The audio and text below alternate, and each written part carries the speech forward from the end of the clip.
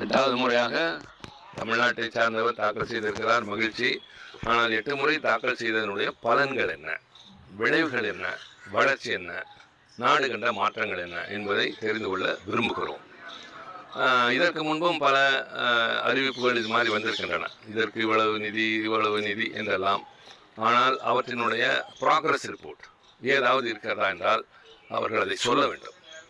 இப்போது எங்களை பொறுத்தவரை சொல்வது, அவர்கள் மிக பிரமாதமாக இன்றைக்கு பேசிக் கொண்டிருப்பது, இங்கே வெளியே பல பேர் பாராட்டுவது, இந்த வருமான வரி வரம்பு என்பது 12 லட்சம் வரை மாற்றியது. 7 லட்சத்திலிருந்து 12 லட்சமாக உயர்ந்திருக்கிறது. 12 லட்சம் என்கிற போது ஒரு மாதத்திற்கு 75,000 ரூபாய் வருமானம் உள்ளவர்கள் அதில் வருகிறார்கள், அப் டு 75,000. ஏற்கனவே எக்கனாமிக்கலி வீக்கர் செக்ஷன் என்று இவர்கள் ஒரு இடஒதுக்கீடு ஒதுக்கினார்கள், பொருளாதாரத்தில் நலிந்த பிரிவினர்கள். அதற்கான வரையறுப்பு என்பது 8 லட்சம் ஆகியது.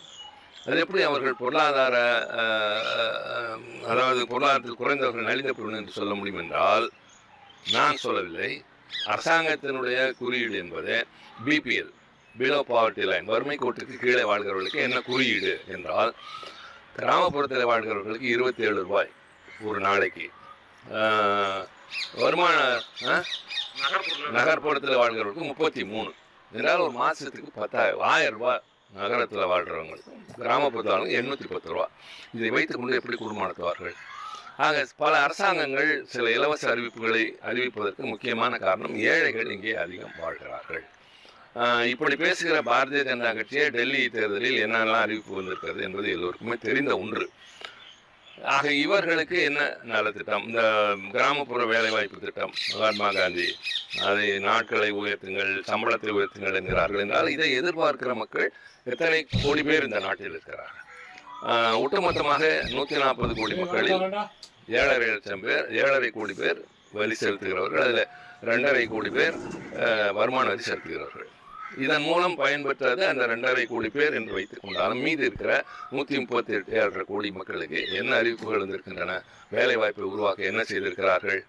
எதுவுமே இல்லை. ஆக ஒன்றை சொல்லி இது தேவை என்று சொல்லலாம். கேட்டுக்கொண்டிருந்ததுதான் நீண்ட நாட்களாக நாங்கள் மறுக்கவில்லை. ஆனால் கேட்ட காலம் வேறு, இப்போது கொடுத்திருக்கிற காலம் வேறு.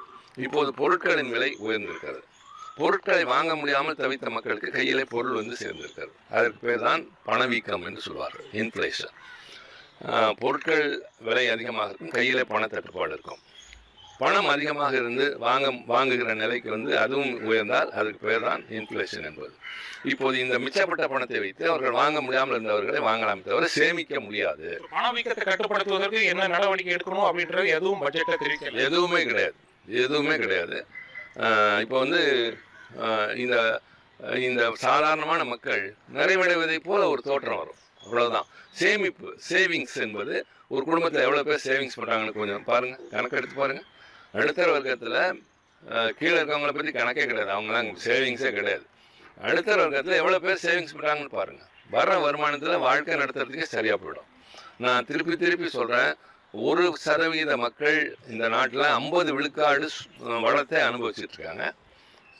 3 விழுக்காடு சொத்தை தான் 50 விழுக்காடு மக்கள் அனுபவிச்சுக்கணும். இந்த டிஸ்ப்ரப்போர்ஷனேட் ஈக்விட்டபிள் வெல்த் டிஸ்ட்ரிபியூஷன் கிடையாதுங்க.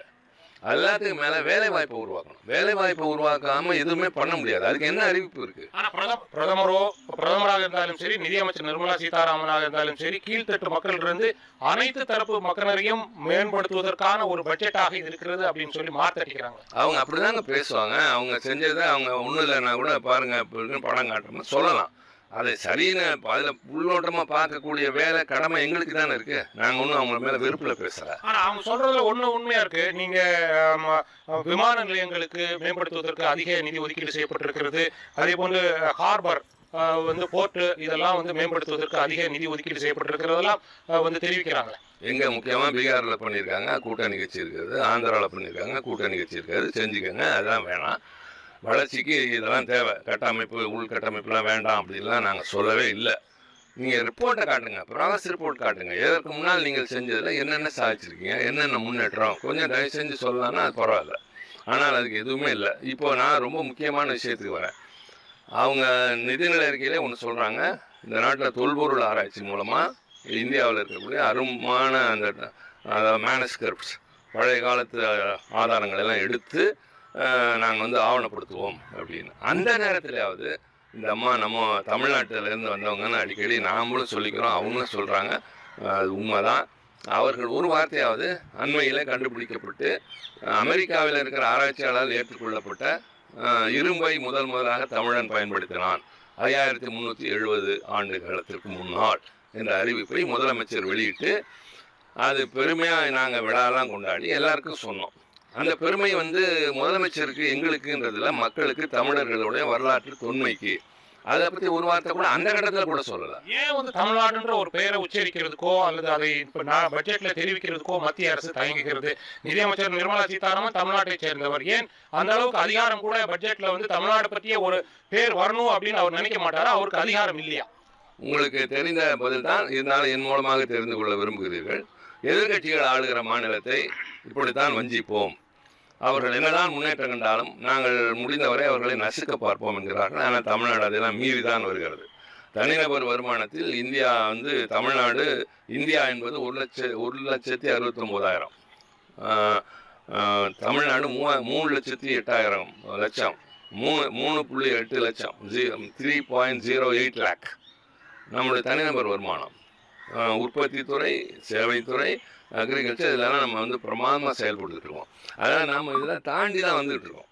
இருந்தாலும் அவர்கள் அரசியல் ரீதியாக தங்களுக்கு சாதகமானவர்களுக்கு அனுகூலமாக இருப்பதும் தங்களை எதிர்ப்பவர்களை பற்றி அப்படி புறக்கணித்து விட்டு போவதும் அவர்கள் வேணுமானால் மன திருப்தி அடைந்து கொள்ளலாமே தவிர இதனாலெல்லாம் தமிழ்நாட்டை அவர்கள் விரும்புகிற போக்குகள்லாம் இருக்கு. தமிழ்நாடுன்ற பேர் உச்சரிக்கிறது மட்டுமல்லாமல் பட்ஜெட்ல தமிழ்நாடுக்கு அதிகமான நிதி ஒதுக்கீடு செய்யாமல் போவதன் மூலம் தமிழ்நாடு வீழ்ச்சிக்கு சென்று விடும் அப்படின்ற ஒரு எதிர்பார்ப்புடன் அவர்கள் இது போன்ற நடவடிக்கைகளில் ஈடுபட்டிருக்கிறார்கள். ஏற்கனவே நான் சொன்ன பதில் அது இந்த கேள்விக்கு தான். அது இவர்கள் வஞ்சித்தாலும் இவர்கள் புறக்கணித்தாலும் நமக்கு தர வேண்டியதை தரவில்லை என்றாலும் தமிழ்நாடு எல்லாவற்றையும் தாண்டி நிற்கிறது.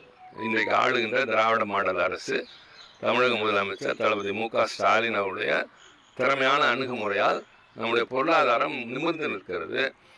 நம்முடைய தமிழ்நாடு என்பதை நாடி வருகின்ற அளவிற்கு வேலை வாய்ப்பு இருக்கிறது. பீகார், உத்தரப்பிரதேசம், வெஸ்ட் பெங்கால் இந்த மாநிலங்களிலிருந்து ஏராளமானோர் வேலை தேடி வருகிறார்கள் என்றால் தமிழ்நாட்டில் வேலை இருக்குன்னு தானே வராங்க. இவங்க ஊக்கப்படுத்துகிற மாநிலங்களில் இல்லை என்பதால் தானே.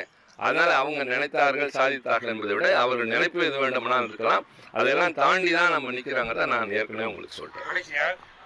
தலைநகர் டெல்லியில தேர்தல் நடைபெறுகிறது. 25 ஆண்டுகளுக்கு முன்பு பாரதிய ஜனதா கட்சியினுடைய ஆட்சி இருந்தது. 25 ஆண்டுகளாக காங்கிரஸ், ஆம் ஆத்மி கட்சி ஆட்சியில் இருக்கிறது. இந்த ஆட்சி தலைநகர் டெல்லியில் ஆட்சி பிடிப்பதற்கு இந்த பட்ஜெட் உதவுமா?